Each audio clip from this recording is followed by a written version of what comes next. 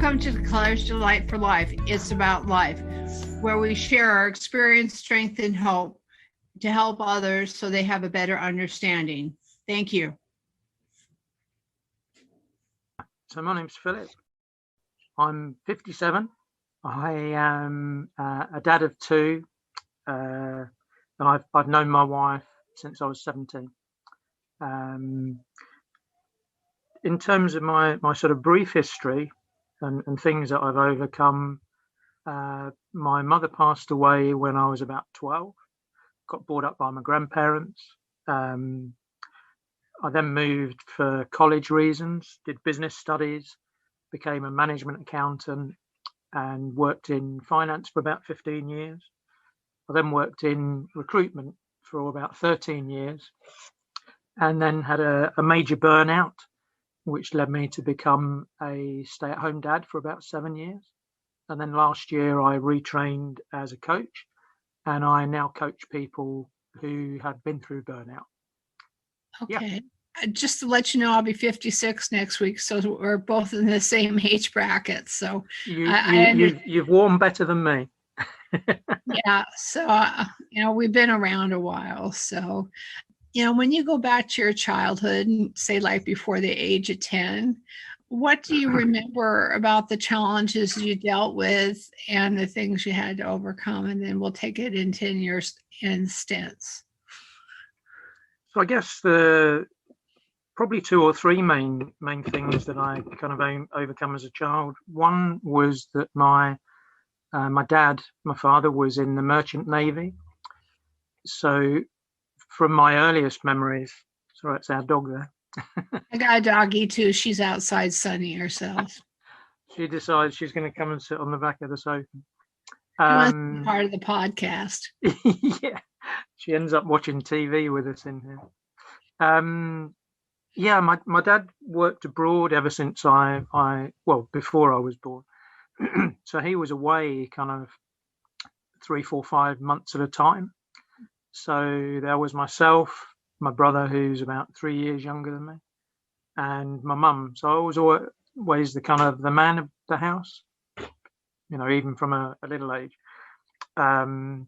So that's one of my memories in terms of, the thing of missing him, but also the joy of when he arrived back at the airport, driving to the airport and then seeing him for the first time in ages, and the big hug and the welcome home type thing. And for days we would just be celebrating him coming back. But it became a little bit more difficult, missed him even more as I grew up.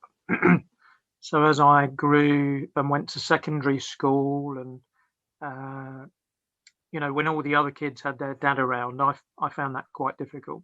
And my uncle was a bit like my surrogate dad, I guess. And then my mum was diagnosed, I think probably when I was about 9, with like a terminal condition. Do you mind disclosing what the terminal condition is, if that's okay? Yeah, she had like a cancer of the liver. Ah, okay. And so in those days, they didn't do sort of the operations like they can do now. Mm-hmm. And she was kind of given about 6 months to live, but actually lived for about 2 years or so, wow. Purely through determination and faith and, support from family. So that was kind of the biggest challenge, I think, of certainly my childhood, and has kind of formed, I suppose, all of my latter years since being 12. Throughout my teens, throughout my early 20s, it had particular challenges for me going through those stages. What kind of stages of life? What kind of challenges were they, if you don't mind disclosing them? Because my dad was still working abroad, my brother and I relocated from where we lived in London down to the southwest of England. So I went from the city to the country. Mhm. and were brought up by my dad's stepmom and dad, and my auntie, effectively, who's 3 years older than me. Very loving relationship with all three of them, and with my brother. So that wasn't the challenge. The challenge, I think, for me was going from a multicultural school and city to the countryside where it wasn't sort of multicultural. But also all of the subjects changed. And just that thing about being so young, and because of the closeness I had with my mum when I was much younger, because my dad was away, just missed that tremendously, like that void that you have in your life. Mhm. And I carried that void right the way through my life, I think. I gave myself to Jesus through, over here we have a sort of a course that's called the Alpha Course. My family wasn't particularly religious when I was growing up, and neither were my grandparents, but everybody was Christian. Everybody termed themselves Christian. Same here. And one of my earliest memories you were talking about a few minutes ago is always remembering my mum saying the Lord's Prayer with us before going to bed. And You'll she be had a a bit you'll she be a had a bit faith. surprised. I have the Lord's Prayer around my neck, Wow, so it that's amazing. means a lot to me, like Me it too. sounds like to you. Yeah, me too. And the Alpha course in the UK is run by churches, and it welcomes people in who have no faith, but also those that have faith and maybe wandered from their faith. And I was very lucky that the group that I joined had our local vicar who was part of the group, and the vicar to us was an amazing guy, still is an amazing guy. When we moved to where we live now, which was would have been about 16, 17 years ago now, the vicar allowed us to have our daughter baptized in his church, but we had a friend who was a vicar, and he allowed that friend to come and baptize our daughter. So for me, that was just an amazing thing that he would kind of release his church, because he would normally do the baptisms. And we continued going to that church as a family since, and it was after my daughter was born that I attended the Alpha course. And the Alpha course for me was just a full immersion into Christianity, not least because I was surrounded by loving Christian friends. But also it was that time of life when I think God himself knew that I just needed that void to be filled. And the Alpha course and giving my life to Jesus was what filled that void for me. And my relationship with my mum and her death has been very different ever since, and also with my dad as well.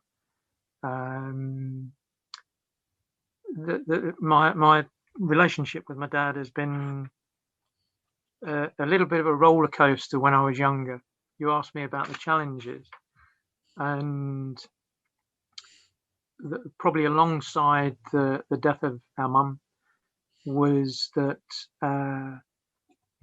our dad came home and just one day sat us down and said, I've got to be honest with you, I've had an affair, I'm expecting another child, and I'm going to leave.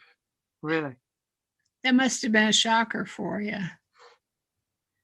Yeah, to say the least. I idolized my dad, and it wasn't long after he'd said that, and he said, I'm going to go and look after them. So he left, and it was only a few weeks later that my mum went into hospital and didn't come back out again. She was only in there for probably about a month, maybe, after that.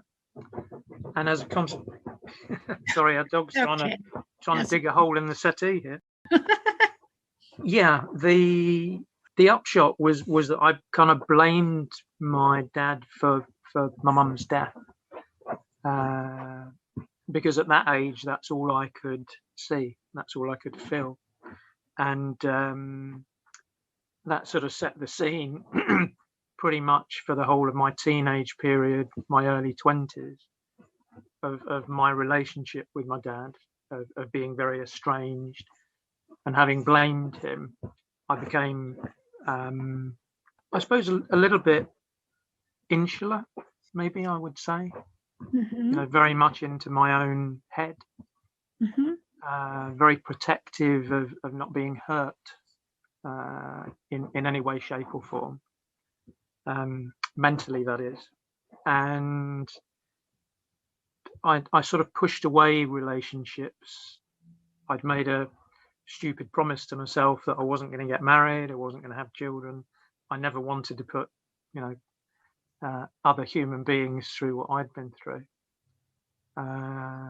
Looking back, very, very naive, but at the time it sort of seemed like the right thing to do, and seemed like it put a bubble around me to kind of protect.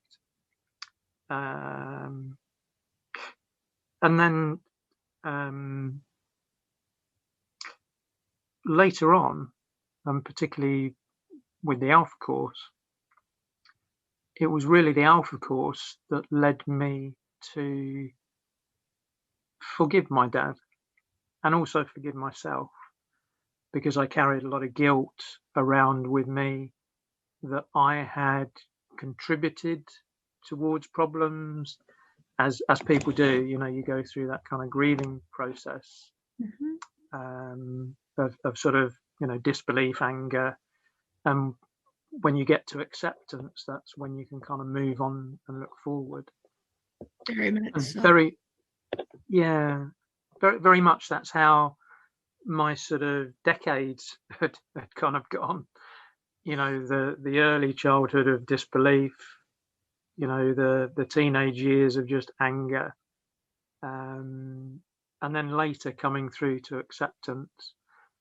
And the Alpha course really was the point for me where forgiving and being forgiven myself, feeling like I had forgiven myself, but been forgiven by God and by Jesus, that that was almost like a new beginning for me, and also for my relationship with my dad. A new beginning where he was still the same dad. And we've had several conversations since about the past, but we've tried to sort of leave the past in the past and just move on from that point of the Alpha course. The sort of sense of harmony, the love for my dad since the Alpha course has just been overwhelming. And in fact, when I burnt myself out in my corporate career, we thought I was having a heart attack in the morning, and I ended up in hospital. Didn't end up being a heart attack, it was a panic attack, through all the stress that I was under through various different work-related stuff. Anxiety. I know what it's about, because I live with an anxiety disorder. It's not easy. Yeah. And the first thing I did when I thought I was having a heart attack was ask my wife to give me the phone so I could call my dad to tell him that I love him. And that for me was really powerful at that point, of a recognition of the sort of bond that we'd then rebuilt. After all the initial decades of not being close together.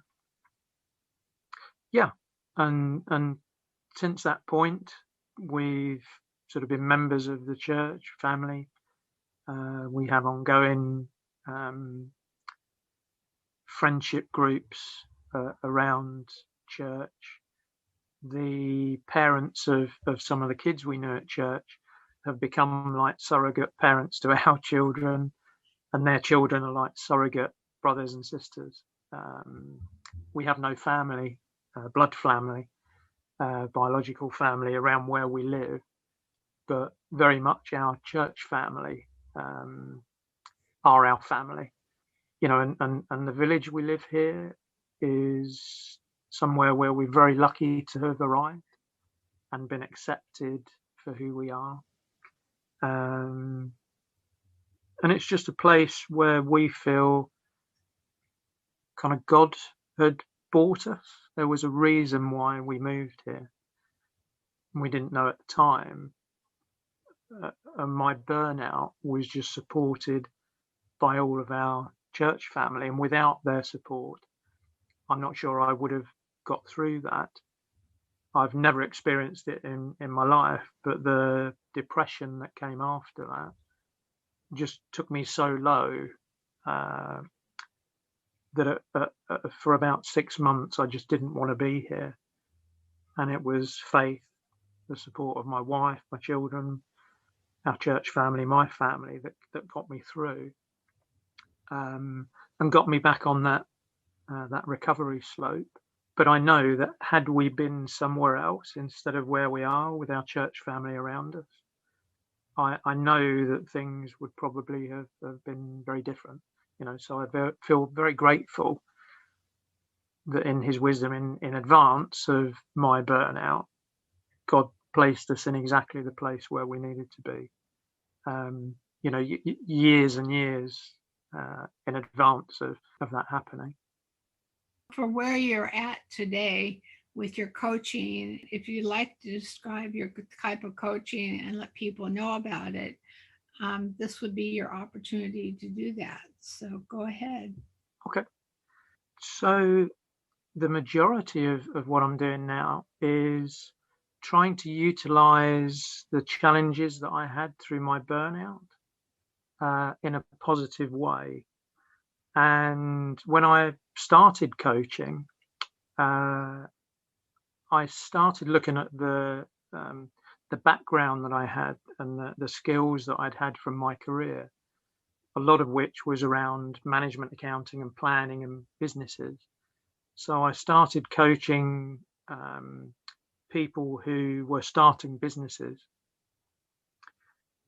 which was enjoyable because I was helping people, but there was a void somewhere. I wasn't feeling it, if that makes sense.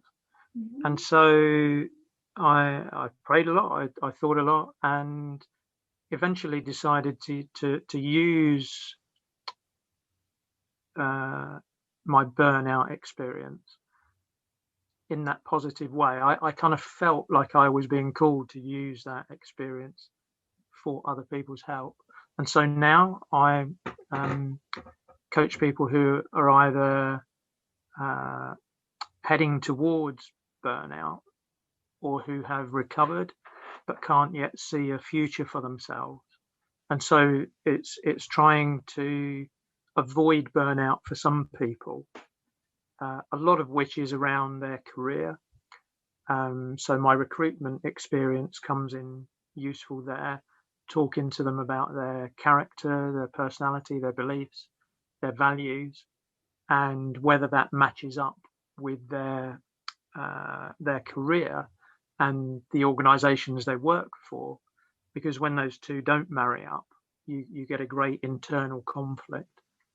And so that's one area. The other area is with people who've experienced burnout, as I say, come out the other side, but have lost their identity, have lost their sense of purpose, and have been maybe unable to do the job that they did before. It's trying to help people to redefine and rediscover who they really are, their own values, their intrinsic beliefs, and how they can utilize those going forward in an arena that doesn't have those internal conflicts, to work either for themselves or for somebody else in a way that aligns with their values and their beliefs, rather than jarring up against those. And so the idea is to coach people so that they have a better future, a happier future, a less stressful future. And I really do feel that, having gone through that decision process of what I was looking at coaching before, which was in my head, talking to me about coaching, I just feel completely different and so much more positive now that I've allowed my faith and my heart to lead me in terms of utilizing, the journey that I've been on for good. And I'm a really strong believer, I think, Andrea, that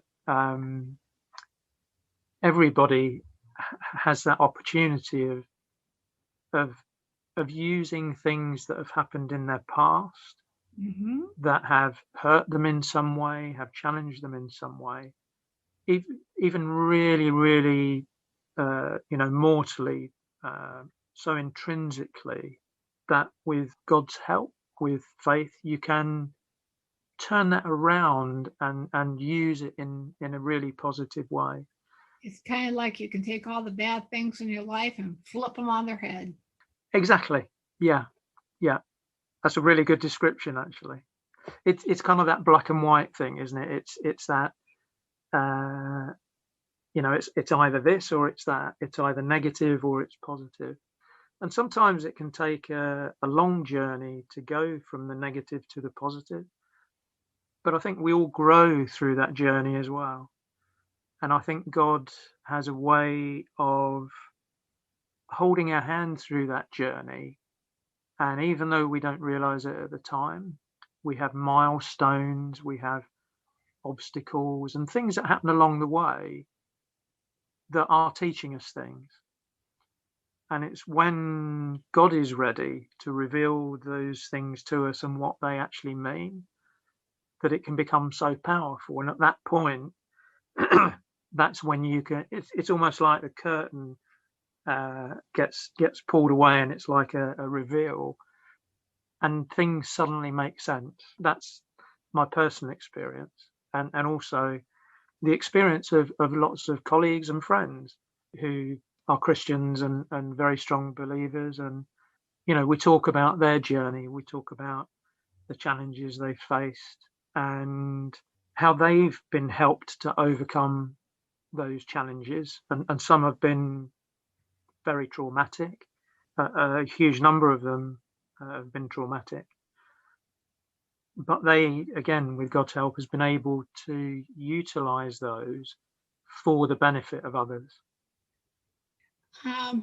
If you could give our audience 3 takeaways, what would they be? Three points that your audience, you feel that would be of good value to the audience. I think my first and foremost would be that thing of trust in your faith. Firstly, I guess it would be to have faith and to stick with that faith, even though it will be tested. That's the first thing, I think, because I think when you have faith, it's almost like you get tested even more.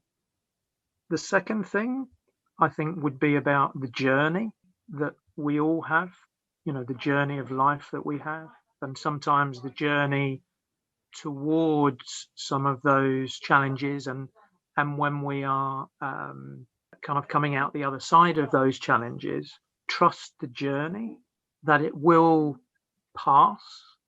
Those challenges end at some point.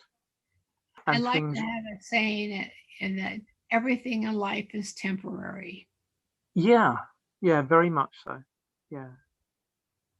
And I think sometimes we can get stuck in our head with a particular challenge and almost take it on board in our head that it's going to be forever. Mm-hmm.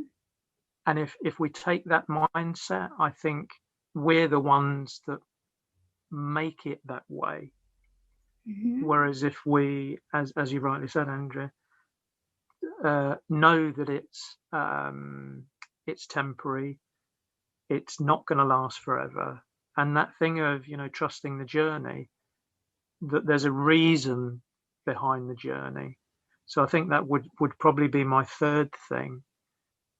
Have faith, trust the journey, that it will be okay. And that final thing is, there's a reason behind you having gone through the journey. And once you know that reason, you're then freed to use that journey, both for other people's benefit, but also for yourself. You have a different relationship, I think, with yourself, and a different relationship with God. If I could say, just it's kind of like learning a life lesson. Yeah, very much. Yeah, I think those would be my three sort of boxes that I would put those things in.